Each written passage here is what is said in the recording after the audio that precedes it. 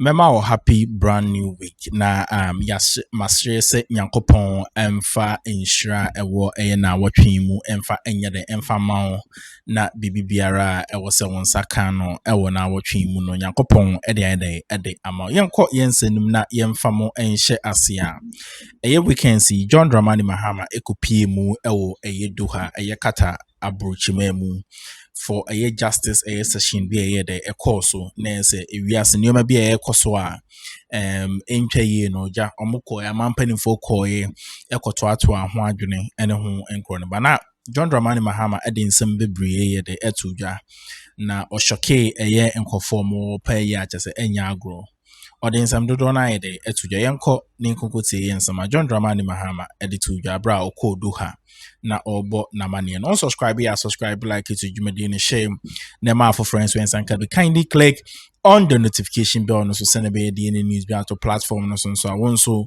well no the airco and the air by yanko nyinko tie yensama John Dramani Mahama edituja war, crisis and armed conflict. What must justice demand of the systems and global actors meant to protect that right? Across many contexts, the right to education is not only disrupted, it is deliberately targeted. And when learners lose safety, continuity, or the chance to rebuild their lives, it is not just schooling that is taken from them. It is dignity, protection, and the ability to shape their own future. This is why the Education Above All Foundation anchors its work in a simple belief. Education is a basic right and a pathway to justice and opportunity. Today, we bring that principle into focus and examine what justice demands in the hardest environments and what it means to uphold that right when systems are under the greatest pressure. To frame this critical conversation, we turn to a leader who has championed how education and justice intersect in real terms. His Excellency President John Dramani Mahama, the President of the Republic of Ghana, has consistently called for global responsibility towards learners whose futures hang in the balance. Your Excellency, I am honored to invite you to deliver the opening remarks.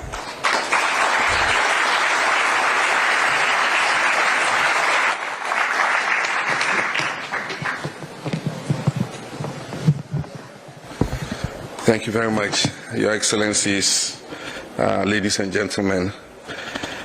It's a privilege for me to join you at this 23rd session of the Doha Forum, an important platform for shaping collective commitment to peace, stability, and human development. I bring you the warmest greetings from the people of the Republic of Ghana, and I extend my profound appreciation to the government and people of Qatar for your hospitality and continued leadership in convening this global dialogue at the highest level. I also thank you for the privilege to set the tone for this all-important discussion. In Ghana, the principle that education is a fundamental instrument of justice is firmly rooted in our national constitution in Article 25 of the 1992 Constitution, and it provides that, and I quote, all persons shall have the right to equal educational opportunities and facilities. With a view to achieving the full realization of that right, basic education shall be free, compulsory, and available to all.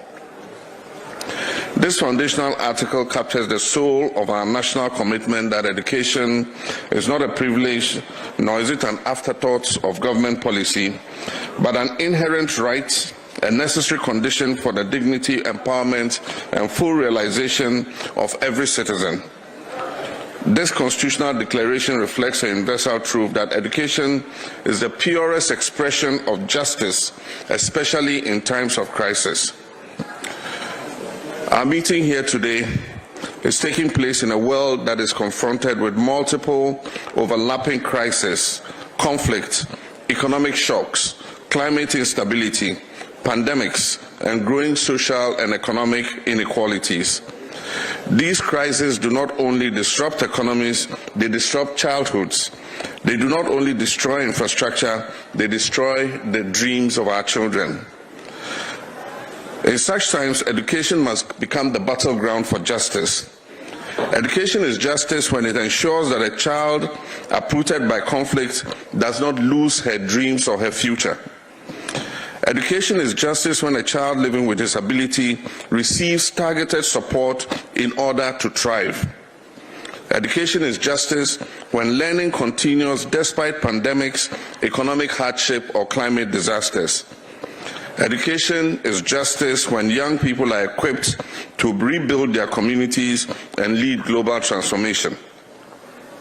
In every crisis, education stands as the first line of protection, the most reliable social stabilizer, and the foundation on which long-term recovery can be built. And this is why education in emergencies must be seen as life-saving and not optional. I commend the organizers of the Doha Forum for the presentation of this year's awards to Alex Thier and Saad Mohseni for the work they are doing in closing educational learning gaps in two societies that are undergoing some of the worst crises known in recent history. Even in normal times, policymakers are always examining how to reform education to make it universally available and relevant in the context of a rapidly changing world. This demand is even more urgent in societies that are affected by war and dislocation. The disruption of education affecting a current generation of children in Gaza, in Afghanistan, Sudan, and elsewhere is an unfolding humanitarian tragedy that will play out for decades to come. Ghana's own journey demonstrates that the most resilient nations are those that prioritize education even in the most challenging moments. And so over the past decades, we in Ghana have pursued bold reforms to expand opportunity, strengthen justice through education. For example, our free basic secondary education have enabled millions of Ghanaian youth to access education regardless of their family income. Investments in TVET and digital literacy, strengthening early childhood and basic education. A period when this world innovated for educational justice was during COVID-19. Schools were closed across the world and countries. Various countries had to innovate and implemented some of the most adaptive education in emergency times. Nationwide radio and TV learning programs were launched, digital platforms for remote learning were deployed, community-based teaching and tutoring were provided, and teachers were supported to innovate new methods to keep learning alive. These measures were expression of justice, ensuring that no child was abandoned in a moment of global crisis. The global experience during the COVID pandemic demonstrates that education systems can be built with resilience at their core. When crisis hits, classrooms should not be the first to close and the last to reopen. They must remain anchors of hope, stability, and protection. The conversation of education as justice in times of crisis is relevant to Africa, where 30 million children remain out of school. Millions more are in school but not learning. Climate-related emergencies are displacing communities and shutting down schools. Digital divides are widening socioeconomic gaps. Education is not the only focus of SDG 4. Quality education, but also the enabler of all the other sustainable goals. Because without education, we cannot end poverty, which is SDG 1. Without education, we cannot achieve good health and well-being, which is SDG 3. Without education, we cannot attain gender equality, which is SDG 5. Without education, we cannot build decent work and economic growth, which is SDG 8. Without education, we cannot strengthen climate adaptation, which is SDG 13.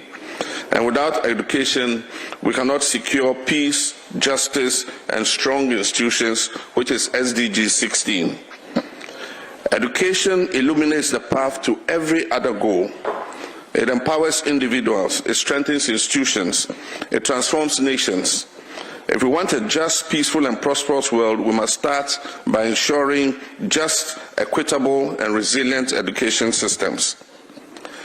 The theme of this forum reminds us that justice is not confined to domestic laws. It is a global concern.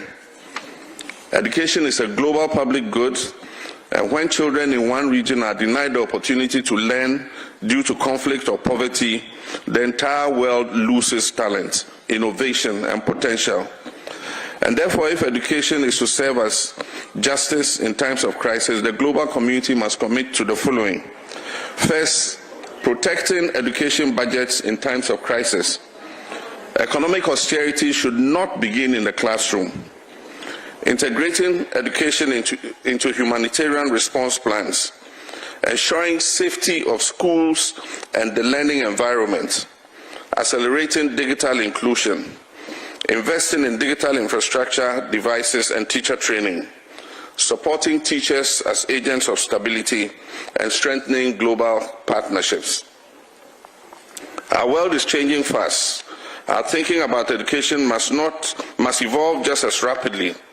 Education today must prepare young people to adapt to climate shocks, navigate digital disruptions, participate in democracy and governance, contribute to peaceful societies, and compete in a global economy that is increasingly driven by technology and innovation.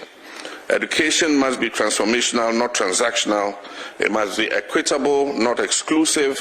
It must be forward-looking and not outdated. This is the justice we owe our children. Justice is not only delivered in the courtrooms, justice lives in the classrooms. It is found in the moment a child learns to read, in the moment a young woman discovers her talent for science, in the moment a displaced child finds safety and hope in a school, in the moment a teacher inspires courage in a new generation. Ugusua Oshe Jumedie no Edemaye. Subscribe, like it to Jumedie and share. Nema for friends when Sanka be kindly click on the notification bell no so send away the news be to platform no so on. Also, well no the echo and the eba POG Media ye won sampa edema from you no so etwa so abromotsna for several discussions yenko ne konkuti. Crisis so that the harvest may be peace, prosperity, and a shared humanity. I thank you for your attention.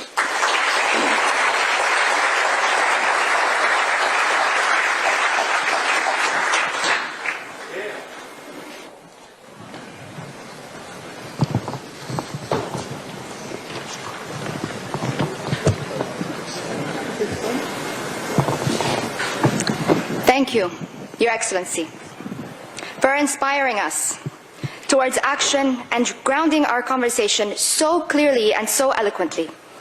You have reminded us that what we are protecting are dreams and futures, not just systems. It is now my honor to present our keynote speaker. He is a leading figure in Qatar's diplomatic work on mediation, international law, and the protection of civilians in crisis settings.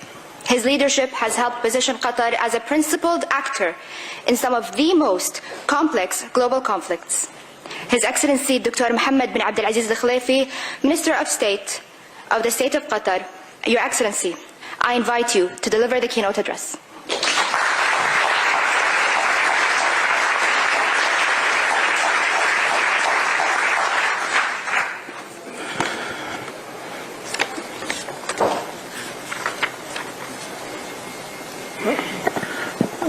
Distinguished President of Ghana, Your Excellency, the Minister of Education of Qatar, distinguished guests, distinguished panelists, I'm really impressed of education above all, selecting a highly distinguished people to speak about today's topic. We meet today at a moment when the world is facing the sharpest decline in peace since the end of the Second World War. According to the Global Peace Index, geopolitical tensions are increasing, conflicts are lasting longer, civilians are more vulnerable, and pathways to resolution and recovery are narrowing. Behind each statistic lies a profound question of justice. Who are we protecting? And what are we choosing to rebuild?